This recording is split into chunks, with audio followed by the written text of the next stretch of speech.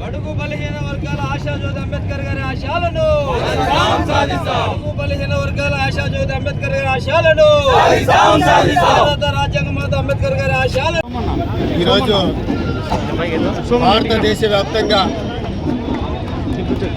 భారతరత్న అట్టడుగు వర్గాల ఆశాజ్యోతి అలాగే ఈ దేశంలో బానిస సంఖ్యలు తెచ్చుకుని అనగారి కులాల నుంచి బడుగు బలహీన వర్గాల వరకు స్వేచ్ఛ సమానత్వం సామాజిక అభివృద్ధిలో భాగంగా అభివృద్ధిలోకి రావాలనే కాంక్షించిన మహనీయుడు డాక్టర్ బాబాసాహెబ్ అంబేద్కర్ గారి 135వ జయంతి ఈరోజు దేశవ్యాప్తంగా జరుపుకోవడం జరుగుతూ ఉంది. అందులో భాగంగా కదిరిలో కూడా తెలుగుదేశం పార్టీ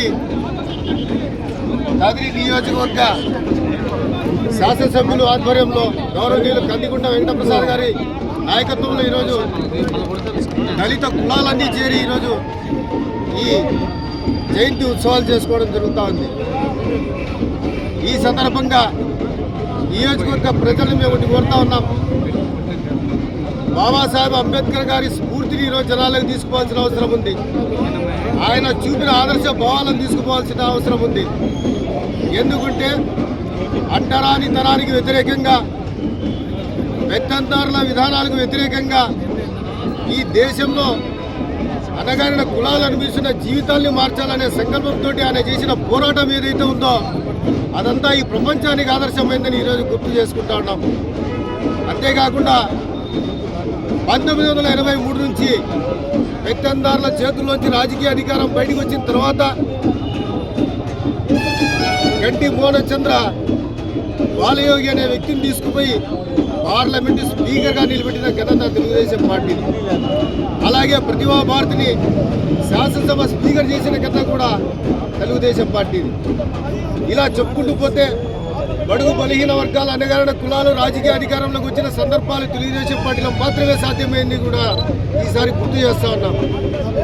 రాజకీయ అధికారం ఏ రోజైతే బడుగు బలహీన వర్గాలకు అణగారిన కులాలకు నిరుపేదలకు చేరువవుతుందో ఆ రోజే సామాజిక అభివృద్ధి చెందుతుందని అంబేద్కర్ గారు చెప్పిన మాటలు ఈరోజు గుర్తు చేసుకుంటా ఉన్నాం. కాబట్టి విద్యావంతులు, మేధావులు, సామాజిక ఉద్యమ నేతలు ఈ జయంతి ఉత్సవాల నుంచి జనాల్లోకి ఆయన ఆదర్శమైన భావాలు తీసుకోవాలా, ఆయన చూపిన ఆదర్శవంతమైన మార్గాల్లో పయనింపజేయాలని తెలియజేసుకుంటూ సెలవు తీసుకున్నా. జై జై తెలుగుదేశం, జై కందికుంటా. ఈరోజు డాక్టర్ భీమ్రావ్ అంబేద్కర్ గారి 134వ జయంతి కార్యక్రమాల్లో మా ప్రియతమ నాయకులు తెలుగుదేశం పార్టీ కందికుంట వెంకటప్రసాద్ గారి ఆధ్వర్యంలో ఎంతోమంది బడుగు బలహీన వర్గాలు అందరూ కూడా ఈరోజు డాక్టర్ బిఆర్ అంబేద్కర్ గారికి ఘనమైనటువంటి నివాళులు అర్పిస్తున్నాను. ఈరోజు నేను అంబేద్కర్ గారి గురించి బోధించు, సమీకరించు, పోరాడు అనే ఒకే ఒక నినాదంతో ఆ రోజు అంబేద్కర్ గారు యావత్ భారతదేశాన్ని కూడా ఒకే తాటిపైకి అస్పృశ్యత అంటరానితనాన్ని నిర్మూలించడానికి ఆ రోజు ఆయన తీసుకున్నటువంటి చొరవను ఇప్పటి నేటి భారతీయులు కూడా ఎంతోమంది ప్రశంసిస్తారు. అందులో భాగంగా నేను అంబేద్కర్ గారి జీవితంలోని 2 విషయాలు మాత్రం చెప్పి నేను విరమించుకుంటాను. ముఖ్యంగా ఆ రోజు అంబేద్కర్ గారు న్యాయశాఖ మంత్రిగా ఉన్నప్పుడు ఆయన ముఖ్యంగా మహిళలకు సమానమైన హక్కులు పురుషులతో పాటు కావాలనే ఒక సదుద్దేశంతో చేసినప్పుడు అప్పుడు ఉన్నటువంటి పాలకులు దానికి వ్యతిరేకంగా బిఆర్ అంబేద్కర్ గారిని కేంద్ర న్యాయశాఖ మంత్రిగా ఆయన్ను పదవి నుంచి తప్పించారు. ఈ విషయం ఎందుకు చెప్తున్నానంటే ఇదే కాన్సెప్ట్తో 1983లో తెలుగుదేశం పార్టీ అధికారంలోకి వచ్చినప్పుడు స్వర్గీయ నందమూరి తారక రామారావు గారు అంబేద్కర్ చూపినటువంటి ఆయన మార్గంలో స్త్రీలకు పురుషులతో పాటు సమానమైనటువంటి హక్కును ఆ రోజు ఎన్టీ రామారావు గారు ఆ రోజు నెరవేర్చారు. తెలుగుదేశం పార్టీ ఆ రోజు పురుషులతో పాటు స్త్రీలకు కూడా సమాన హక్కు ఉండాలనేసి నందమూరి తారక రామారావు గారు అన్నారు. ఈ విధంగా మనము అంబేద్కర్ గురించి ఎన్నోసార్లు మనం అనుకున్న ఈరోజు అంబేద్కర్ జయంతిని పురస్కరించుకొని ఈరోజు మనమందరం ఇక్కడ కలవడం చాలా శుభదాయకం. ఒక విషయం చెప్పాలంటే బడుగు బలహీన వర్గాల కోసం వారి మనస్సులో చిరస్థాయిగా నిలిచిపోయిన బాబాసాహెబ్ అంబేద్కర్ గారు ఈరోజు ఒక దేవుళ్ళ వాళ్ళు మనసులో ప్రతిష్ఠించుకుని ఉన్నారు. ఎందుకంటే ఆ రోజు జరిగే రాజకీయాలకు చూసి చలించిపోయి ఎస్సీలు, ఎస్టీలు, మైనార్టీలు, బీసీలు అందరూ ఈరోజు కలిసి మా మేము హక్కులతో జీవిస్తున్నామంటే ఆ రోజు రచించిన రాజ్యాంగం మూలంగానే ఈరోజు మేము గౌరవంగా ఉన్నామని చెప్పేసి ఈరోజు మహిళలు చట్టసభల్లో పోవడం అయితేనేమి, అదేవిధంగా ఎస్సీలకు గౌరవం కలగడం అయితేనేమి, రిజర్వేషన్లతో వాళ్ళు పెద్ద ఉద్యోగాలు చేయడం అయితేనేమి, ప్రతి ఒక్కరూ ఈరోజు భారతదేశంలోనే బాగా ఇదిగా ఉన్నారంటే దీనికి కారణం బాబా అంబేద్కర్ గారు అని చెప్పేసి ఈ సందర్భంగా నేను తెలియజేసుకుంటూ జై బాబా అంబేద్కర్ గారు. యావత్ భారతదేశానికి కూడా అందరికీ కూడా శుభాకాంక్షలు తెలియజేసుకుంటూ ఈరోజు భారతదేశంలోనే కాదు ప్రపంచ దేశాల్లో కూడా భారత రాజ్యాంగం అంబేద్కర్ రాసినట్టు రాజ్యాంగాన్ని కొనియాడుతున్నటువంటి ఈ రోజుల్లో బాబాసాహెబ్ అంబేద్కర్ గారు ఆ రోజు ఏదైతే కలలు కన్నారో వాటిని సాకారంగానే ఈరోజు Bharatiya Janata party, Telugu Desam party, Janasena party అన్ని కూడా అంత్యోదయ అట్టడుగున్నటువంటి ప్రతి పేద ప్రజలకు కూడా ప్రభుత్వ ఫలాలు అందే విధంగా ఈరోజు పనిచేస్తూ ఉన్నాయి. ఆ రోజు డాక్టర్ బాబాసాహెబ్ అంబేద్కర్ గారు ఒక్కటే కోరారు, ఈ దేశంలో పెద్ద వాళ్ళు ఒక మీటింగ్ పెట్టినప్పుడు ఎవరైతే డిగ్రీలు చదివారో, ఎవరైతే గవర్నమెంట్ ట్యాక్స్ కట్టారో వాళ్ళకు మాత్రమే ఓట్లు ఉండాలని చెప్పేసి ఆ రోజు అనుకున్నప్పుడు ఇది చాలా అన్యాయం వేసి ఆ రోజు 18 సంవత్సరాలు నిండిన ప్రతి ఒక్కరికి కూడా ఓటు హక్కు కావాలని ఆ రోజు ఆ మహానుభావుడు ఇచ్చినాడు. కాబట్టి ఈరోజు ఎంతటి నాయకుడైనా కూడా పూర్వ గుడిసెల్లోకి వెళ్ళి నమస్కారాలు పెట్టి అందరికీ ఓట్లు అడుగుతున్నారు. ఈరోజు డబ్బు ఉన్నవారు, భూస్వామైన, పేదవాడైనా అందరికీ ఒకటే.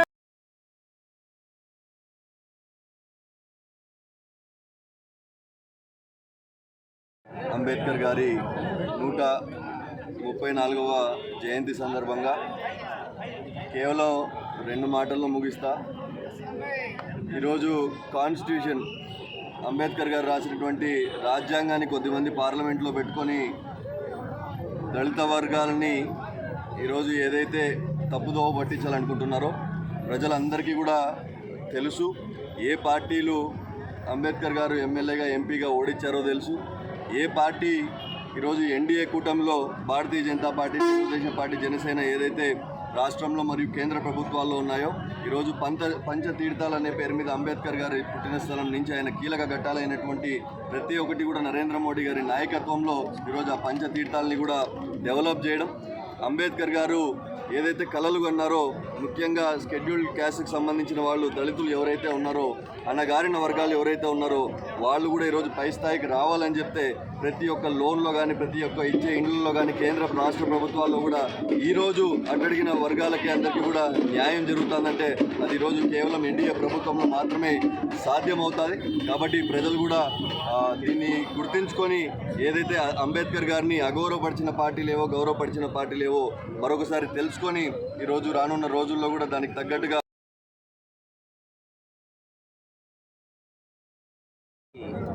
ఆ మహానుభావుడు అంబేద్కర్ గారు ఇచ్చిండేటువంటి ప్రజాస్వామ్యమే ఒక క్రమశిక్షణాయుతంగా దేశ అభివృద్ధికి సాధ్యమవుతుంది.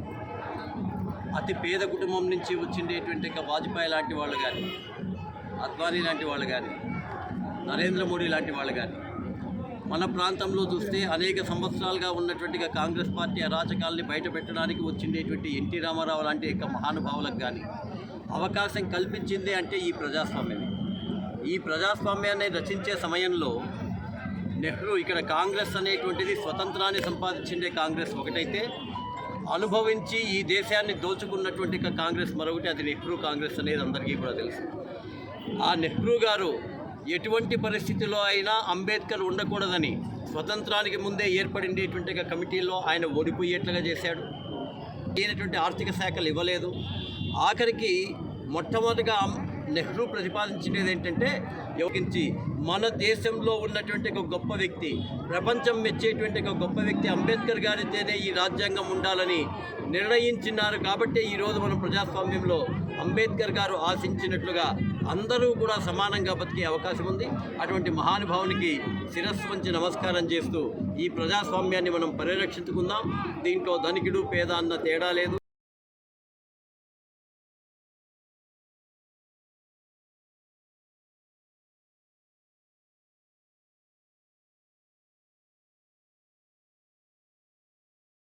వ్యాప్తంగా ఘనంగా జరుపుకుంటున్నారు. కూటమి ప్రభుత్వం కూడా రాష్ట్రంలో అన్ని చోట్ల కూడా ఈరోజు అంబేద్కర్ జయంతి చాలా ఘనంగా జరుపుకుంటున్నారు. ఈ యొక్క వ్యక్తి గురించి ఎంత చెప్పినా తక్కువే. ఇతను దాదాపు 64 సబ్జెక్ట్స్లో మాస్టర్స్ చేశాడు. ఎంతో మేధావితను. అతని మేధోశక్తితోనే చక్కటి రాజ్యాంగం లిఖితమైంది. ఆ రాజ్యాంగాన్ని ఇప్పటికీ కూడా మనమందరం కూడా భారతదేశంలో దాన్ని చక్కగా ఉపయోగించుకుంటూ అతను ఏమైతే మార్గదర్శకత్వం చేశాడో అన్ని విషయాల్లో కూడా అతని అడుగుజాడలు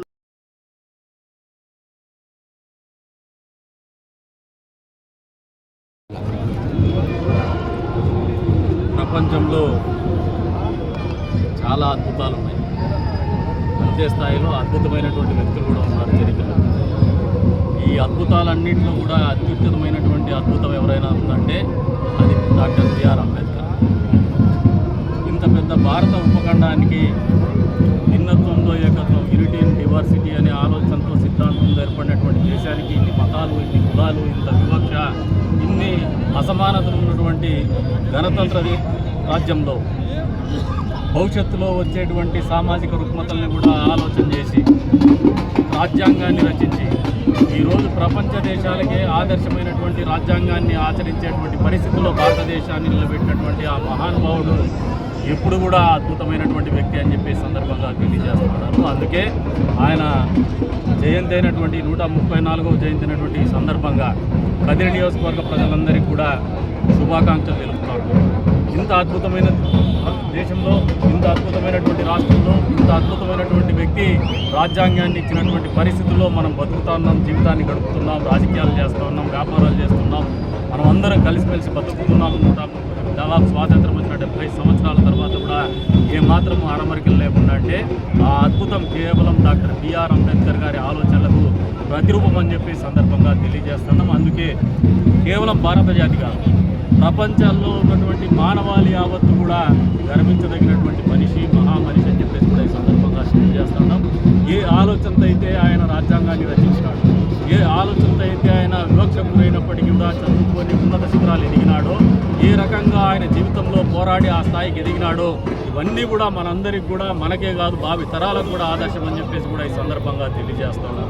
అందుకనే మీరు గమనిస్తే తెలుగు రాష్ట్రాలైనటువంటి తెలంగాణలో కావచ్చు, ఆంధ్రప్రదేశ్లో కావచ్చు, నిలువెత్తు అంబేద్కర్ విగ్రహాలని మనం స్థాపించుకొని ఆరాధించేటువంటి పరిస్థితులు, స్మరించుకునేటువంటి పరిస్థితుల్లో ఉన్నామంటే అది విగ్రహాలు కాదు, మన జీవన విధానం అని చెప్పేసి మళ్ళొక్కసారి యువతరానికి కూడా తెలియజేస్తూ ఏ స్ఫూర్తి అయితే ఆయన కొనసాగించినాడో, ఏ పోరాట పటిమను ఆయన చూపించినాడో, ఏ రకంగా అణచివేతకు నిరంతరం గురవుతూ కూడా నిలబడి మళ్ళీ మన జాతి మొత్తాన్ని కూడా ఏకతాటి మీద నడిపేటువంటి పరిస్థితుల్లో రాజ్యాంగాన్ని రచించినాడో మనందరికీ కూడా జీవితంలో ఆదర్శప్రాయం అని చెప్పేసి కూడా తెలియజేసుకుంటూ, ఎప్పుడైతే అటువంటి ఆలోచనని కానీ ఆయన్ను కానీ అనుసరించినప్పుడే, స్ఫూర్తిగా తీసుకున్నప్పుడే, ఆయన ఆశయాలను కొనసాగించగలిగినప్పుడే ఆయన ఘనమైనటువంటి నివాళులు అర్పించినటువంటి వాళ్ళమైతామని చెప్పేసి కూడా తెలియజేసుకుంటూ మరొక్కసారి కదిరి నియోజకవర్గ ప్రజలందరికీ కూడా డాక్టర్ బిఆర్ అంబేద్కర్ గారి జయంతి శుభాకాంక్షలు.